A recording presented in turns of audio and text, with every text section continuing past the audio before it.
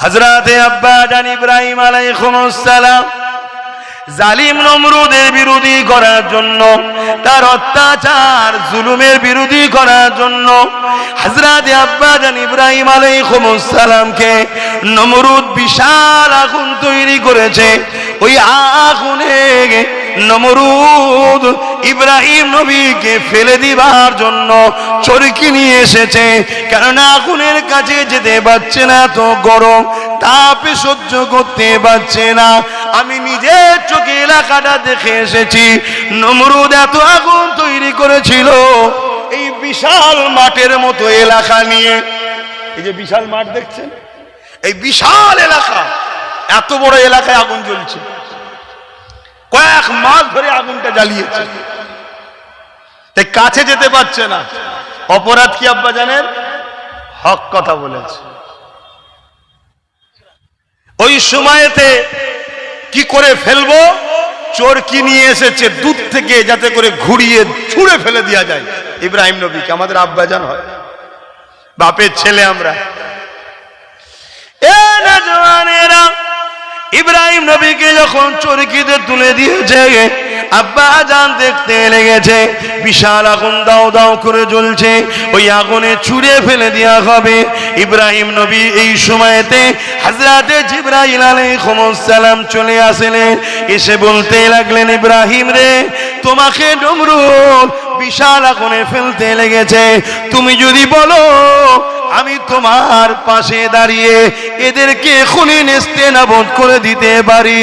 এ যুবকেরা, তরুণীরা, বাপেরা, আব্বা জান ইব্রাহিম আলাইহিস সালাম কি বলেছিলেন? এই বিশাল আগুনকে দেখে এক চুল পরিমাণ ভয় খায়নি, কারণ ঈমানদার আল্লাহ ছাড়া অন্য কাউকে ভয় করে না। এ যুবকেরা, তরুণীরা, বাপেরা, ওই সময় ইব্রাহিম নবী বলেছিলেন, এ হযরতে জিবরাইল, আপনি চলে যান, আমি আল্লাহর পক্ষে নমরুদের অন্যায়ের বিরুদ্ধে কথা বলেছি, তার জুলুমের বিরুদ্ধে কথা বলেছি। সে নারীদের উপরে অত্যাচার করে, সে প্রজাদের উপরে অত্যাচার করে, সে জমিনকে বেইনসাফি প্রতিষ্ঠিত করেছে, জমিনের উপরে সন্ত্রাসী তৈরি করেছে, তার গুন্ডাগিরির বিরুদ্ধে বলেছি। এই জন্যেই আমাকে আগুনে ফেরাওতে লেগেছে। আমার আল্লাহর পক্ষে থাকার জন্য আমি ইব্রাহিম আগুনে পুড়তে লেগেছি, আমাকে আগুনে ফেলা হবে। এই আগুনে আল্লাহর জন্য পড়া, এটা আমার জন্য বড় খুশির বিষয়। তবে জিবরাইল, আমাকে যে আগুনে ফেলা হচ্ছে এটা আমার আল্লাহ দেখতে পাচ্ছেন, তিনি অবশ্যই শাইউন কাদির, তিনি সর্বশক্তিমান, তিনি যদি আমাকে হেফাজত করেন অবশ্যই করতে পারেন। আর যদি না করে আমাকে যদি আগুনে পুড়িয়ে আল্লাহ খুশি হয় যে ইব্রাহিম আমার জন্য কথা বলেছিল, ইব্রাহিমকে আগুনে ফেলে পরীক্ষা নিলাম, ইব্রাহিম আল্লাহর পরীক্ষায় আল্লাহর খুশির জন্য একবার নয় হাজারবার যদি আবার আল্লাহ জিন্দেগি দেয়, হাজারবার হক কথা বলবো আল্লাহর জন্য, আল্লাহর খুশির জন্য আগুনে পুড়তে রাজি আছি। আরো জোরে বলুন সুবহান। তাহলে আমরা তো সেই বাপের সন্তান। হক কথা বলার হুকুম আল্লাহর, অন্যায়ের বিরুদ্ধে কথা বলার হুকুম কার? এতিমকে ভালোবাসা, বিধবাকে ভালোবাসা, গরিবকে ভালোবাসা। সে যদি হিন্দু গরিব হয় তারও সাথ দেওয়ার হুকুম কার? জোরে বলুন আল্লাহর। নিজের মাতৃভূমিকে ভালোবাসা নবীর সুন্নাত। এই কাজ করতে গিয়ে যদি তোমার আমার উপরে একটু জুলুম হয়, জানতে হবে আল্লাহ পরীক্ষা নিচ্ছে যে আমাকে কতটা ভালোবাসে দেখি। এক কথা শুনছেন না শোনেননি? মায়ের কোলে বসে কথা বলা তো খুব সহজ, বাইরে বেরিয়ে তুমি যেই কথা বলছো তখনই আল্লাহ একটু পরীক্ষা নিচ্ছে প্রেম আছে না নাই। অমনি ধৈর্যহারা হলে হবে? হ্যাঁ, ধৈর্যহারা হলে হবে? মনে রাখবেন, কোন নির্দোষ ছেলে যদি ইসলামের অনুসারী জেলে যাও, ইউসুফ আলাইহিস সালামের সুন্নতের নেকি পাবে। জোরে বলুন সুবহানাল্লাহ। ইউসুফ নবী নির্দোষ ছিলেন, তৎকালীন সময়ের মিশরের বাদশাহ আজিজ তিনাকে জেলে দিয়েছিল। তো বাপ, এটা যুগে যুগে হয়ে আসছে হক আর ন্যায়ের কথা। অনেকে আমাদের সমাজের বুকে আমাদেরকে শুধু এই লোকটাই দেয়, নামাজ পড়ো, রোজা রাখো, আল্লাহ আল্লাহ করো, দুনিয়াদারিতে এইসব অত মাথা ঘামাওনি, তোমরা জান্নাত নেবে, আখিরাতে জান্নাত নেবে, জান্নাত নেবে। আর অথচ আল্লাহ আমাদেরকে শেখাচ্ছে রব্বানা আতিনা ফিদ দুনিয়া, দুনিয়ার ভালাই চা, অফিল আখিরাতে হাসানা, পরে আখিরাতের ভালাই চা। আর আমাদেরকে কি শেখাচ্ছে? কিছু মাথায় ঢুকছে? হ্যাঁ, তুমি যদি সত্যি আল্লাহকে ভালোবাসো, সত্যি যদি তুমি নাজাতটা পেতে চাও, তাহলে তোমার মধ্যে এই বৈশিষ্ট্য তো লাগবে, অন্যায়ের বিরোধী করা, ন্যায়ের প্রতিষ্ঠিত করা। এই অন্যায় দুই ধরনের হয়, একটা হলো নিজের ক্ষতি, আর একটা হলো ইসলামের ক্ষতি। এ যুবকেরা, তরুণেরা, বাপেরা, ইসলামের ক্ষতি যারা করবে, ওই অন্যায়কারী কখনো ঈমান থাকতে পারে না, এবং ওই অন্যায়কারী বিরোধী যে না করবে তারও ঈমান থাকতে পারে না। নিজের যদি কেউ ক্ষতি করে, ধরো নামাজ কাজা করে ফেলেছে, ও নিজের ক্ষতি করেছে, রোজা কাজা করে ফেলেছে, ও নিজের ক্ষতি করেছে, দাড়ি রাখতে পারেনি, ও নিজের ক্ষতি করেছে, টুপি পরতে পারেনি, ও নিজের ক্ষতি করেছে। কিন্তু এ যদি তওবা করে আল্লাহ পাকের কাছে ক্ষমা চায়, এর জন্য আল্লাহ পাকের পক্ষ থেকে খুশি সংবাদ আছে। আল্লাহ বলেছেন লা তাখনাতু মির রাহমাতিল্লাহ, আমি আল্লাহ একে মাফ করে দেব, আমার রহমত থেকে নিরাশ হয়ে যেও না।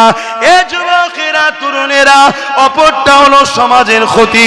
আজকে সমাজকে যদি তুমি মদে মাতাল বানাও, সমাজকে যদি নেশাগ্রস্ত বানাও, এই নেশাগ্রস্তর জন্য মদের কারণেতে 100টা যদি ক্রাইম হয়, তার জন্য 80টা হলো মদের কারণ। 100টা যদি খুন হয়, 80টা হলো মদের কারণ। 100টা যদি পরিবারের ডিভোর্স হয়, 80টা হলো নেশা মদের কারণ। এই মদকে, সমাজকে যারা মাতাল বানাতে চাইছে, এরা ইসলামের দুশ্মন, ইসলামকে মিটাতে চাইছে। কারণ ইসলাম মদের বিরুদ্ধে, এরা মদ ইসলাম বিরোধী করেছে, এই সমাজকে মদ প্রতিষ্ঠিত করতে চাইছে। এ যুবকেরা, তরুণেরা, বাপেরা, এই মদকে যারা সাপোর্ট করবে, এদের কখনো ঈমান থাকতে পারে না। শুনছেন তো? নাই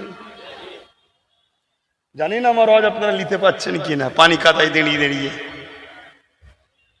হ্যাঁ, আমি বলে যাচ্ছি তো, আমি সেই আব্বাস সিদ্দিকী, আজও সেই আব্বাস সিদ্দিকী আছি। আমাকে হাজারো দিক দিয়ে রুখাও যেমন হয়েছে, হাজার দিক দিয়ে কিনারও চেষ্টা হয়েছে, কিন্তু আল্লাহ শুকর আদায় করি, আল্লাহ আমাকে আজও ঈমানের হালে বাঁচিয়ে রেখেছে।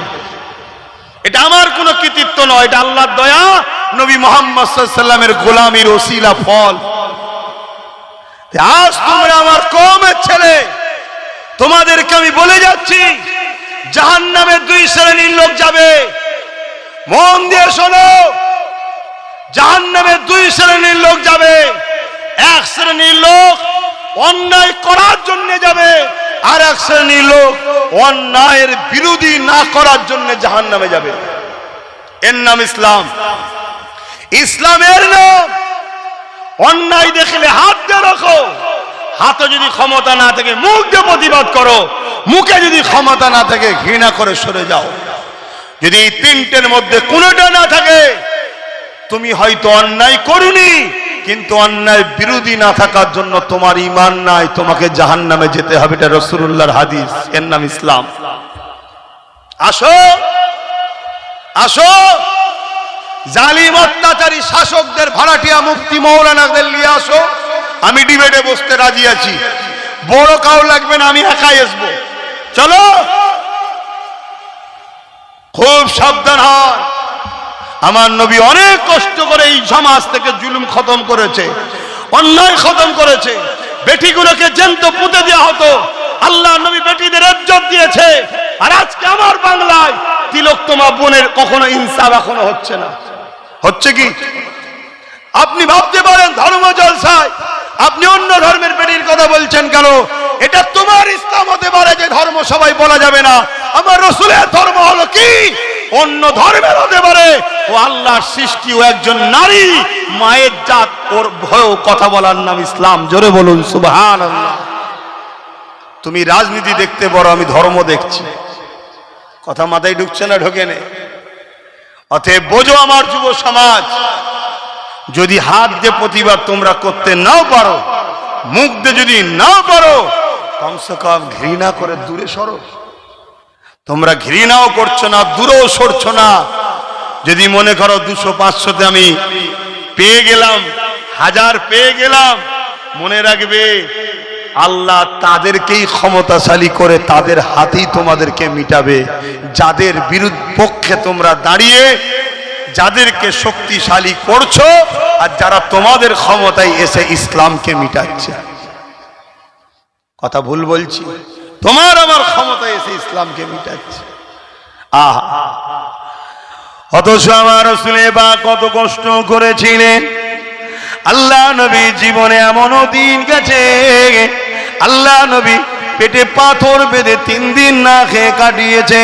তথাপিও নবী আমার উম্মতিদিগকে দ্বীন ইসলামের আলো যাতে পায়, নবী আমার হক কথা বলে গেছে। এ যুবকেরা, আবু জেহেল আমার নবীর বিরোধী কেন করেছিল? আল্লাহ নবী গরিবদের পক্ষে ছিল, আবু জেহেল আমার নবীর বিরোধী কেন করেছিল? রাসূলুল্লাহ এতিমদের অধিকারের কথা বলেছিল, বিধবার অধিকারের কথা বলেছিল, জুলুম বন্ধ করার কথা বলেছিল, বেইনসাফি করতে নিষেধ করেছিল। এ যুবকেরা, তরুণীরা, বাপেরা, এই জন্যই তো আবু জেহেল আমার নবীর বিরুদ্ধে গিয়েছিল। আজকে নবীর উম্মত দাবি করব, আর আমরা জুলুমের বিরোধী না করে জুলুমের সঙ্গে গা মিলিয়ে চলে সমাজের দুনিয়ায় হয়তো 2 দিন আনন্দ করা যেতে পারে, কিন্তু মনে রাখবেন এই দুনিয়াটাও অন্ধকার হবে, আখিরাতটাও অন্ধকার হবে। দেখো না, তোমাদের আশপাশেই খেয়াল করে দেখো, অনেক এমন মুসলমান আছে রাসূলুল্লাহ দিনের পক্ষে না থেকে নবীর দুশমনদের পক্ষপাতিত্ব করেছিল। 10 বছর 5 বছর করার পরে যাদের পক্ষপাতিত্ব করেছে তারাই এখন তাকে দল থেকে বাদ দিয়ে দিয়েছে। দেখো তোমাদের আশপাশে অনেক পাবে, তার বিরুদ্ধে হয়তো কেস হচ্ছে, সে কাঞ্চার বলছে আমরাই সব করলাম, এখন আমরাই ঘর ছাড়া। শুনছেন না শোনেন না? আব্বাস সিদ্দিকীর উপরে জুলুম হলে আব্বাস সিদ্দিকীর দুঃখ হবে না তো?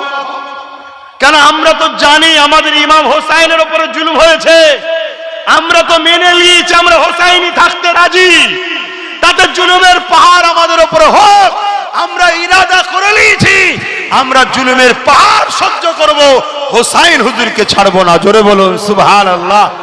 কিন্তু যারা এজিদের সাথে থেকে জুলুম সহ্য করতে পারছে না, এজিদেরই হাতে, তাদের তো বড় দুঃখ হবে নাকি? একটা গাছ লাগালাম আমি, জনগণ ওই গাছের ফল খেয়ে মরবে এই ইরাদায়, কিন্তু আমার ছেলেই যদি ওই গাছের ফল খেয়ে মরে, এর চেয়ে দুঃখ বেশি হবে না কম হবে? জনগণ মরলে তো দুঃখ নাই, কেন? আমি জনগণকে মারার জন্যই লাগিয়েছিলাম। তা আমরা সবাই মিলে গাছটা তৈরি করলাম, এখন সেই গাছই এখন আমাদের ঘরেই ছেটে দিচ্ছে। কথা মাথায় ঢুকছে? কেন ছেটে দিচ্ছে বুঝতে পারছেন না? আর প্রয়োজন নেই, যা সাজাবার সাজিয়ে নিয়েছে। এখনো সময় আছে, ওয়াকাফকে বাঁচাবার জন্য আমাদের ঘরে সংগঠিত হতে হবে। আগামী দিন, আগামীকাল, কি বললাম, গোপালপুর মোড়ে আপনাদের সবাইকে দাওয়াত দিলাম। পাশাপাশি আশা রাখবো আপনারা সবাই কাঁধে কাঁধ মিলিয়ে যাবেন। বেঁচে থাকলে নিজের অধিকার, নিজের ধর্মীয় স্বাধীনতা যদি নিয়ে বেঁচে থাকতে পারেন, আর ইনকাম অনেক করতে পারবেন। আল্লাহ চাইলে অল্পতেই অনেক বরকত হয়ে যাবে, আর আল্লাহ যদি না চায় লুটে পিটে হয়তো অনেক কোটি করবেন, আর লাস্টে এমন জেলে ঢুকবেন সব সম্পদ শেষ হয়ে যাবে। এই আশপাশে হয়েছে না হয়নি? আরে একটু এলাকা বড় হলো, হচ্ছে না হয়নি? হ্যাঁ, অতএব আল্লাহর উপরে ভরসা করে থাকবেন, আল্লাহর পক্ষে থাকবেন, দয়ার নবীর দেখানো রাস্তায় চলবেন। আল্লাহ কোরআনের মধ্যে জানাচ্ছেন, লাকাদ কানা লাকুম ফি রাসূলিল্লাহি উসওয়াতুন হাসানা। আমি আমার হাবিবকে সবথেকে উত্তম মডেল করে পাঠিয়েছি। জোরে বলুন সুবহানাল্লাহ। আমাদের সমাজনীতি, আমাদের ধর্মনীতি, আমাদের প্রতিবেশী নীতি, আমাদের সংসার নীতি, আমাদের রাষ্ট্রনীতি, আমাদের রাজনীতি, আমাদের এডুকেশন নীতি, আমাদের অর্থনীতি, সমস্ত কিছু মোহাম্মদ রসুলকে ফলো করে করতে হবে। মোহাম্মদ রসুল ছাড়া অন্য কাউকে ফলো করে করাই হলো হারাম। শুনছেন তো নাকি? আর আমার নবী এত সুন্দরভাবে আমাদের শিখিয়ে দিয়েছে, আমরা আরবে থাকলে কিভাবে থাকবো সে নীতি যেমন শিখিয়েছে, আমরা সর্বধর্মের দেশ, সম্প্রীতির দেশ, গণতান্ত্রিক দেশ ভারতবর্ষে থাকলে এখানেও কিভাবে থাকবো ওটাও আমার রসুল পাক আমাদেরকে শিখিয়েছে। জোরে বলুন সুবহানাল্লাহ। মনে রাখবেন, আমার নবীর মতো পৃথিবীতে কেউ আসেনি আর আসবে না। অতএব সেই নবী পাক সাল্লাল্লাহু আলাইহি সাল্লামের আদর্শ শিক্ষা দেওয়া হয় মাদ্রাসায়। তাই মাদ্রাসাকে সন্ত্রাসরা বড় ভয় করে। কেন? মাদ্রাসা থাকলে দেশ প্রেমিক বেরোবে, মাদ্রাসা থাকলে গরিব প্রেমিক বেরোবে, মাদ্রাসা থাকলে আব্বাস সিদ্দিকী বেরোবে, যে আব্বাস সিদ্দিকী চোরকে চোর বলবে, ডাকাতকে ডাকাত বলবে, খুনিকে খুনি বলবে, মুনাফিককে মুনাফিক বলবে, দেশদ্রোহীকে দেশদ্রোহী বলবে। সে যদি দেশের মাথাটাও বসে থাকে, দেশের সাথে গাদ্দারি করলে তাকেও বলবে গাদ্দার। এটা মাদ্রাসা থেকে বেরোয়। শুনছেন না? শোনেন? তাই যারা এই মাইন্ডের লোক, আমি চুরি করবো আমার বিরুদ্ধে কেউ না বলে, আমি গাদ্দারি করবো আমার বিরুদ্ধে কেউ না বলে, আমি দেশকে শেষ করে দেবো আমার বিরুদ্ধে কেউ না বলে, আমি নারীদের অধিকার হরণ করবো আমার বিরুদ্ধে কেউ না বলে, আমি নারীদের ইজ্জত নিয়ে খেলা করব আমার বিরুদ্ধে কেউ না বলে, এই মাইন্ডে যারা আছে তারা কোনোদিন চাই না মাদ্রাসা থাক। শুনছেন না? শোনেন? কিন্তু তারা দেখছে আমরা তো চাইলে শুধু হবে না। ভাই অসুবিধা হচ্ছে? আমরা তো চাইলে শুধু হবে না, আমাদের ঘরে খেয়াল রাখতে হবে মাদ্রাসা থাক। এই দাবিতে একটা শক্তি না উঠতে পারে। এক কাজ করো, মুসলমানদের মধ্যে থেকে খোঁজো কে আছে যার কাছে মসজিদ আগে নয় অর্থ আগে, মাদ্রাসা আগে নয় অর্থ আগে, পরিবার আগে নয় অর্থ আগে, ইসলাম আগে নয় অর্থ আগে। এরকম মুনাফিক মুসলমানদের ঘরে অর্থ দাও, প্রশাসনিক সহযোগিতা দাও, বোম দাও, বন্দুক দাও, মুসলিম এলাকা থেকে তাদেরকে নেতা বানাও, তারা থাকবে। আমাদের লোক মুসলমান যখন মাথা চাড়া দেবে, ওদের দ্বারাই মুসলমানকে দমিয়ে আমরা রাখবো। এই পরিকল্পনা পুরো দেশ জুড়ে, পুরো পৃথিবী জুড়ে যুগ যুগ ধরে চলে আসছে, আজও চলছে। আর এই কথা যখনই আমি বলবো, এই সকল মুনাফিক গাদ্দার মার্কা যারা ওই বেঈমানদের সাথী আছে, তারা তখন আমাদেরকে গালিগালাজ করবে, আমাদেরকে ছোট বড় কথা বলবে, আমাদের আশাতে তারা আপত্তি করবে, আমাদের গিয়ে বিভিন্ন রকম খিল্লি করবে, আমাদের নিয়ে বলবে এরা ধর্ম কারবার ব্যবসায়ী। শুনছেন তো নাকি? শুনছেন না? শোনেননি? এসব কথা বলবে। খুব সাবধান হন। এ জাতির কাছে আমি আবার বলে যাচ্ছি, যদি আপনাদের বিশ্বাস হয় দুনিয়ার কোন শক্তি আপনাদেরকে বাঁচাবে, তাহলে আব্বাস সিদ্দিকী এতক্ষণ যা আলোচনা করেছে সবই ভুল। আর যদি মনে হয় যে আল্লাহর রহমত ছাড়া আমরা বাঁচতে পারবো না, এই ঈমান যদি আপনাদের থাকে, তাহলে আল্লাহর রহমত হলো মুহাম্মদুর রাসূল সাল্লাল্লাহু আলাইহি সাল্লাম। সেই নবীর আদর্শকে মজবুত করে ধরুন। সেই নবী বলছেন, তোমরা যদি আমাকে মানো, আমি নবী তোমাদের কাছে তিনটে জিনিস রেখে যাচ্ছি। কটা? একটু আঙুল তুলে দেখাবেন না? জোরে বলুন না। তিনটে। নাম্বার 1 কিতাবুল্লাহ, নাম্বার 2 আমি যা করেছি আমার সুন্নাত, নাম্বার 3 আমার আহাল, আমার পরিবার। জোরে বলুন সুবহানাল্লাহ। আল্লাহর নবী তাই বললেন, এ আমার মাননেওয়ালারা, দাড়ি দেখে টুপি দেখে অনেক লোক থাকবে তোমাদেরকে ধোঁকা দিয়ে দেবে, তাই আমি রসুল তোমাদেরকে বলে যাই, তোমরা কোরাইশের নেতৃত্ব মানবে। কার নেতৃত্ব? জোরে বলো। ধর্মের লিডার কি হবে? কোরাইশ। সমাজের লিডার কি হবে? কোরাইশ। রাজনীতির মুসলমানদের লিডার কি হবে? কোরাইশ।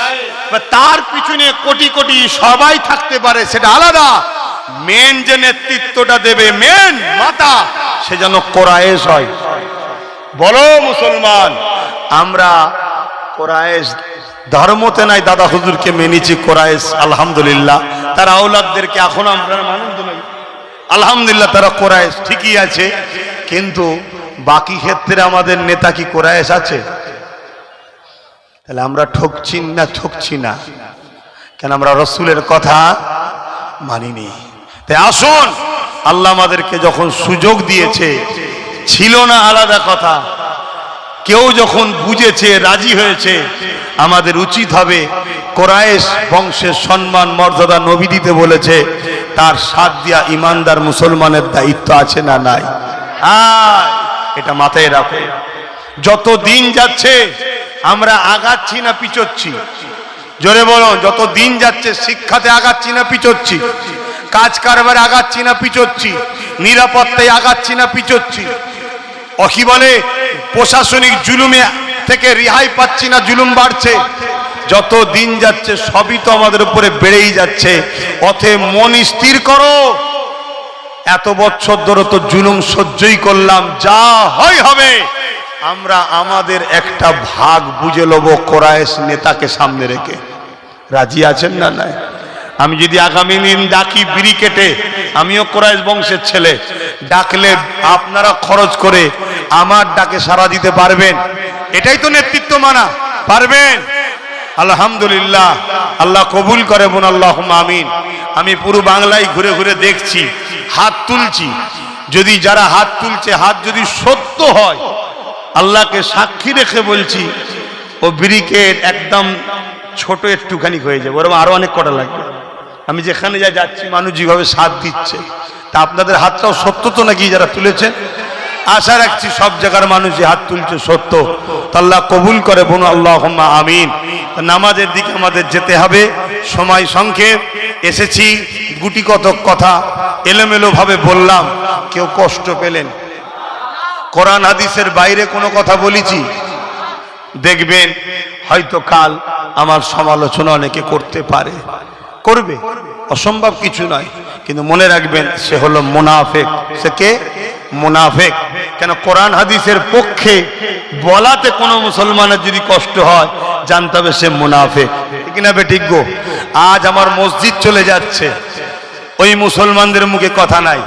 মাদ্রাসা, কবরস্থান, ঈদগাহ চলে যাচ্ছে, ওর মুখে কথা নাই। কি বলছে? আরে কি বলবো? কেন? আমাদের তো রাজ্য সরকার বলেছে বাংলায় হবে না, বলেছে না? বলে না? ওই জন্য আমরা বলিনি। কি বলেছে? যতদিন আমি আছি ততদিন হবে না, তাই তো নাকি? কালকে যদি মরে যাই, এই মরণ হতে পারে না? পারে না? আমি তার মরণের দিকে তাকিয়ে নাই, কিন্তু মরণ হবে না? হবে না। তাহলে তারপরে হবে তো। আইন যখন হয়ে যাবে, আজ নয় 10 বছর পরেও তো হবে।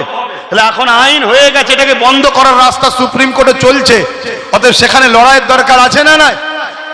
দ্বিতীয় নম্বর কথা, ইনি যদি সত্যিকারের এর বিরোধী হতো, তাহলে সুপ্রিম কোর্টে তো কেস করত। তিলোত্তমাকে যারা ধর্ষণ করেছে তাদেরকে বাঁচাবার জন্য কেস করছে, উকিল লাগিয়েছে। জানেন না? জানেন না? হ্যাঁ। আর এত বড় একটা ইস্যু, পুরো মুসলমানদের অস্তিত্ব মিটে যাবে, সেখানে একটা কেস করেছে। দ্বিতীয় নম্বর কথা, বিধানসভাতে নিন্দা বিল পাস করেছে, রেজুলেশন করেছে? করেনি। 3 নম্বর কথা, শুধু বলতে পারত যে আপনারা এখানকার ব্যাপার নয়, দিল্লিতে গিয়ে আন্দোলন করলে হয় না, এখানে কেন আপনারা আন্দোলন করছেন? আর যদি করতে হয় মাঠে ঘাটে করবেন, রাস্তাটা অবরোধ করবেন না, আমি আপনাদের কাছে সহযোগিতা চাইছি, ভদ্রভাবে বললে হতো না? কিন্তু সেখানে কি বলেছে? হক কথা ফক করে বেরোয়। রাগ রয়েছে আমাদের উপরে, বেরিয়ে পড়েছে কি, যদি বাংলায় কেউ আকাবলে গুলোগুলি করে, তার সব থেকে বড় দুশ্মন আমি হব। বলেছে না? বলেনি? তাই আমি মনে করি এই রাজ্য সরকারের এই কথা চ্যালেঞ্জ প্রত্যেকটা ইমানদার মুসলমান অলরেডি লেলিয়েছে। কি লিয়েছে না লাইনে? আমরাও বলছি আজকে, আমার ওয়াকফের বিরুদ্ধে যারা, তারা আমাদের শত্রু। অতএব যারা আমার ওয়াকফ আন্দোলনকে রুখতে চাইবে, তারাও শত্রু। অতএব শত্রুর বিরুদ্ধে দেশের সংবিধানকে সামনে নিয়ে যদি প্রয়োজন হয় যুদ্ধ করার, আমরা যুদ্ধ পর্যন্ত করতে রাজি আছি। ঠিক না বেঠে?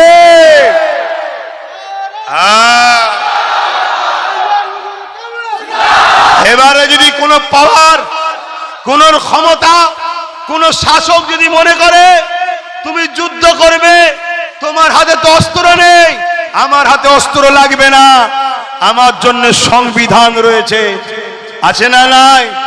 তুমি যুদ্ধ করবে, তোমার পাশে তো পুলিশ নাই, আমার পুলিশ লাগবে না, আমার জন্য সংবিধান আছে। তবে মনে রাখবে, সব পুলিশ তোমার সাথেও নাই। অনেক পুলিশ আছে যারা সংবিধান প্রেমিক, তারা কিন্তু মজলুমদের সাথেই আছে, ঠিক না বেঠিক? হ্যাঁ, কিন্তু শত শেষ কথা, আমাদের সঙ্গে আমাদের আল্লাহ আছে। জোরে বলুন সুবহানাল্লাহ। তাহলে আমরা আমার মাদ্রাসার জন্য কথা বলতে পারবো না এখানে, মসজিদের জন্য কথা বলতে পারবো না এখানে, আমার কবরস্থানের জন্য কথা বললে সবচেয়ে বড় দুশ্মন হবে রাজ্য সরকার। তাহলে বলুন, এ সরকার আমাদের বন্ধু তো নাকি? জোরে বলেন। এত বড় কথা বলার পরে কোন মুসলিম এমএলএ এমপি বা মুসলিম কোন নেতা কাতা দল ছেড়েছে? তাহলে এদের ঘরে যারা মুসলমান আছে, এইগুলোকে আমরা মুসলমান মনে করলে আমরা ঠকবো না? ঠকবো না? যে এই তো আমাদের মুসলমান এমএলএ, এই তো আমাদের মুসলমান এমপি, এই তো আমাদের মুসলমান প্রধান। হ্যাঁ, তুই যদি সত্যি মুসলমান হতিস, তুই তো দলটা ছেড়ে দিয়েছিস। চলো, আমার কাছে দল আগে না, আমার কাছে আল্লাহ রসুল আগে, ঠিক না বেটি? আমি আমার কথা বলে যাচ্ছি। আমার ভাই নওশাদ রাজনীতি করছে, জানেন তো নাকি? কোন দিনের যদি ওই যে আল্লাহ রসুলের বিরুদ্ধে যায়, ওকে দল ছাড়া তো দূরের কথা, আমি ওকে সাপোর্ট করি, জানেন তো নাকি আপনারা? হ্যাঁ, আমি সাপোর্ট করি ওকে, আমার ভাই হয়, সাপোর্ট করি। আবার কোরাইশ বংশের ছেলে, ইমানদার। যদি কোনোদিন ও ইসলাম ও কোরআনের বিরুদ্ধে যায়, তাহলে মনে রাখবেন, ওর বিরুদ্ধে সব থেকে যদি বেশি কেউ লড়াই করে, তার নাম আব্বাস সিদ্দিকী, নোট করে রাখেন। ও মায়ের পেটের ভাই তো কি হয়েছে, আমার আল্লাহ রসুলের আগেও নয়। শুনছেন না শোনেননি? তাহলে সেই জায়গায় আজকে একটা এত বড় কথা বললো। এবারে কেউ যদি বলে যে না, ওটা মিস্টেক হয়ে গেছে, মিস্টেক যখন হয়ে গেছে তাহলে বাইর দিয়ে বলুন আমার ওটা ভুল হয়েছে, তোমরা কিছু মনে করোনি। যেমন বুদ্ধদেব বলেছিল মাদ্রাসায় জঙ্গি তৈরি হয়, পরে আবার বলেছিল আমার ভুল হয়ে গেছে। কি বলেছে না বলেন? কিন্তু একটা কথা বলেছিল মাদ্রাসায় জঙ্গি তৈরি হয়, মুসলমান আলেম ওলামা মুসলমানরা মনে মনে ভেবে নিয়েছিল মাদ্রাসাকে যে জঙ্গি বলে সে আমাদের আর নয়, ঠিক না বে ঠিক? আমার বিশ্বাসে বাংলায় যদি ইমানদার থাকে, যতগুলো ইমানদার আছে, আলেম ওলামা পীর পীরজাদা সাধারণ লোক, মা বোন বাপ ভাই, সব মনে মনে ঠিক করে নিয়েছে, ও তোমার জন্য মারপিট করবো আমরা, তোমার জন্য কেস খাবো আমরা, তোমার জন্য মরবো আমরা, আর তুমি বলবে বিজেপিকে রুখতে আমায় সাথ দে, তোমায় সাথ দেবো আমরা। গুজে গুজে খাইয়ে 130টা দিয়েছি, 230টা তোমায় দিয়েছি। আর যখন মসজিদের জন্য কথা বলতে যাব, তাও কেন্দ্রের বিরুদ্ধে। আমার তো মাথায় ঢোকে নেই, ওর বিরুদ্ধে বললে এর কষ্ট হয় কেন? কত ভালোবাসা, বুঝতে পারছেন তো? হ্যাঁ, সেই জায়গায় তখন তোমার বুকে ব্যথা হয় না? তা মনে মনে সব ইরাদা ঠিক আছে না নাই?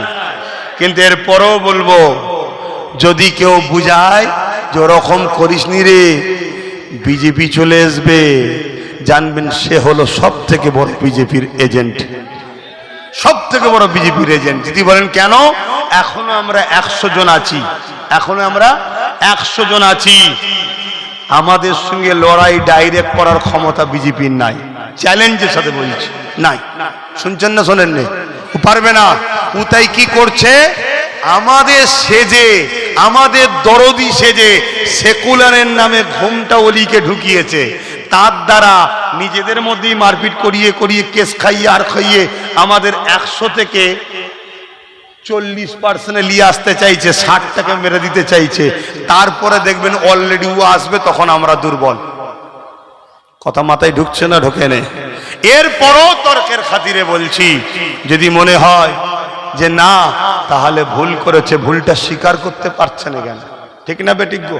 ভুলটা স্বীকার করুক যে আমার ওটা বলা ভুল হয়েছে, অবশ্যই অধিকার আছে, তোমরা আন্দোলন করবে, কিন্তু রাস্তা অবরোধ করো না। আর আমারও তো বক্তব্য, রাস্তা অবরোধ করে আন্দোলনের সাথে আমরা নাই। কোন মানুষের ক্ষতি করে আন্দোলন করা ইসলাম ইজাজত দেয়নি। তো যাক, সন্ধ্যা হয়ে যাচ্ছে, আর কথা বলতে পারছি না। কালকে আসবো, ওয়াকাবলি আলোচনা হবে ওখানে, প্রতিবাদ সভা ওটা। হ্যাঁ, টাইম হলো 3টে থেকে 5টা। টাইম কটা? 3টে থেকে 5টা। আশা রাখতে পারি আপনাদের পাবো নাকি? আসুন একটু সালাম দেবো।